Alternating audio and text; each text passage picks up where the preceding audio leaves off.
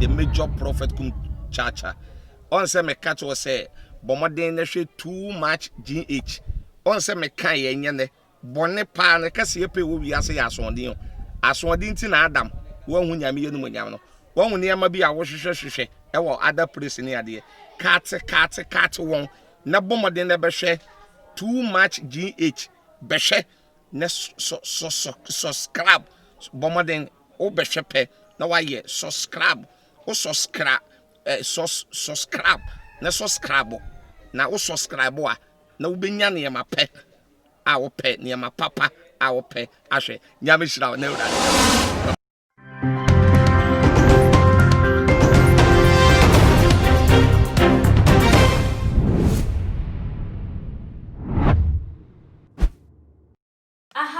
Too much GH. Most for a case capan and so minimal Eddie a shake. I know a halal jumidi and a bre asun semide a bebesum. Now everything for and a breaking news about talk no so dear. Esa weni and say a can air the chum. Yeah, Joyce blessing you to me. Abaya a bemus so a gospel musician to be precise. Yeah, now what Rijaya once and someone a bebeto a jar and then the publicist. Aba bontin a chese wono so ede na dwinchire bi anasa odunim ede fa eye ensensem no eho no abetu edwa because mo beka ya ye nua ba yi wo bo eye Julie K sorry Julie K di din ewo mu se eye abaya no eka ho bi e na ama eye ni kunu eja no ene eho enkro ne ba a chese wo keka ho nsensem ma na account crampo a chese e free ne nsa ne nyina wo de sobo no ebo eye abaya no ne den na chese eye abrewa eye puma kwema abaya no so de eye de onim efa ensem no ho abetu edwa no na wo kire mu se eye 2017 mu crampo e na eye Joyce blessing wo si na adwin pi wo si nkete se wo no aware ye pan de enya de se wo be ware ebi ene aware bi na aware a pin crampo yentimi nto obi ma no de ene wotene mu ayeden enti won ware ebiem na no no ye Julie K ka kire ne se onya ntoboase na ware de eye ntoboase na enum no wo se wo kan ye no ye nua ba no ase wo bu na ni gu su bi ase wate ase wonte ye na no na chese 2019 crampo na wo mu jaya ware aware ndi jaye no mu kra ye sa bo wo ma no so wo mo nkan wo ma no ntum emfanfa ho ema wo bia ente na enum a chese wo ba bonten ankrofo tete won sensem a wo keka no no so chem se eno enye wo no eye Julie K na ama aware no egu nemum eye abawa no ti eye Joyce Bless wo mu fie wo no o introduce eye Joyce Blessing ede man boyfriend and actress or ye gym instructor na numu na chese Joyce nsusu koko pie mu ho no mani eno anu no ba bia wo so ne egu de ene chese wo wu eda wo no mti na chese ndukunu no kura no na watete sa eye information ni we no nson tokwa wetwi na ema enede wo mo enkoso enti ebiem enti se so bo no ogina ba bia na sese Ghana 40 tete so bo no ye de bo no Julie K pan dia ene na hu benya se wo beba bonten na wa ba chirechirem na account na no wo ka se wagide free ni nsa no won je ye na ebre bia na wo ye na adwe so wo be so won kire no na enso so anim se eye tiboni ayemfantu bata se enkomu a enkom enti na ne wo ye de wo ja ne life ede ema no enu nti no wa peni baby ede afa enti ema ye de Ghana fo na se de obeba be ka no abonten Ghana fo engine because ono no de enya wono ena egu na ware na baya na ogu na ware 2017 e wo hunhum ena 2019 epie eye edikan so a 2020 Ghana for eni wiasa fa na nyina wo bia eteye enti wono soso na no disema wo de etu edwano no na ye free wa na ye to aso e de akọ eye nyuntuni abrante eye NS opoku ehonum na wono soso edenti na wabepie mu ewo eye social media so ani nyina eye Tracy Boache a chese ne won sensema babeto edwa mema bebro wo ha wo mudi ababepie mu wo na apono so se chese wo mu nyina achopam wo mu nyina afinish am chese ni obi aye bubo nkrofo di A+ ne nkro ne bade tag ne no ena ono soso di na no ababetum ebia wo kire mu ese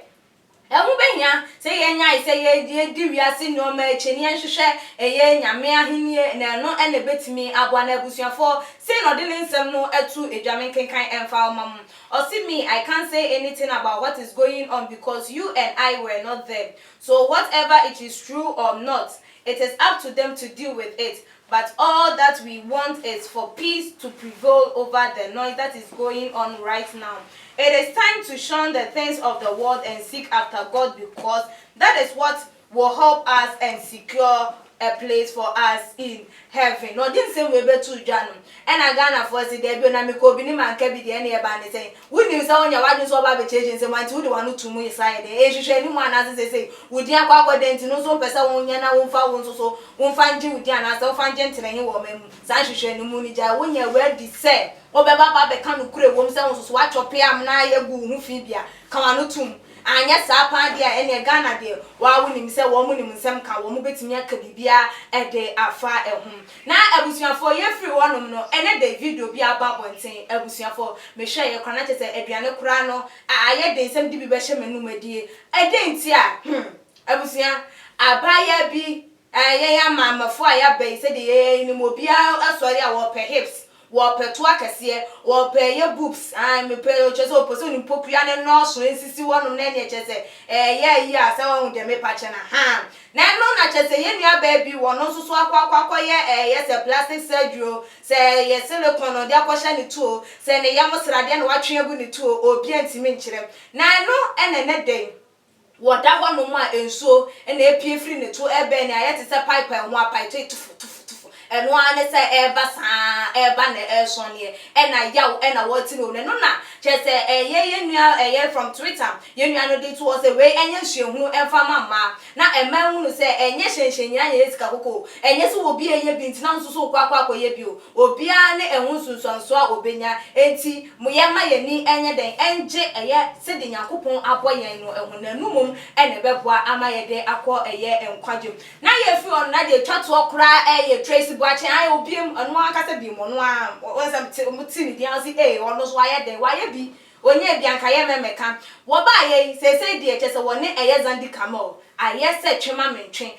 ewu nyina abam ewu ntire ni nyina abam ama yaka obi so nhye ye tade because okwa kosi obi ni nyina ye na nsentem eye Tracy ekokofa eye King Kaninja metre eye Zandi Kamal ni kunu ne picture a che se wo mu pe vote wo baby a o che se ye voting for man for den bi abusuafo ni nyina ntimi come to so what I say ha na wo tro wa asia se eye my husband den no chocho bibi na che se eye King Kaninja so ba bonten and no so bebe cho say oh my dear thanks very much then kikan ya but you know what is it and no de to ho and Zandi Kamal so ba ye no ba ye bebe chire mu wa say hey madam take him why or can't take him why na Ghana for say hey there be abaye wani da ho wa woni mabaye say Tracy wono enyuma ya boy ya de ya se papa no oberu ketu ekesi wono so eba na meme mu a wono so wonsem obi a wofa enti wo ka take him e kire wo ya sure so meme mesun na echese Ghana hanu obi a de yeseri ebi so se he abaya no fa ni serious ene the video aba contain de echese Tracy ena ebo obi kokko se Zandi Kamal so wan hwani hu yi a wono de man ye Zandi wono de man ni gina bia bi enti hu behia se abaya no wontwe hu emfa efri no na ebuzion wo hwe se Tracy ni sune ban a wo da ne dim ebe ko yie ni na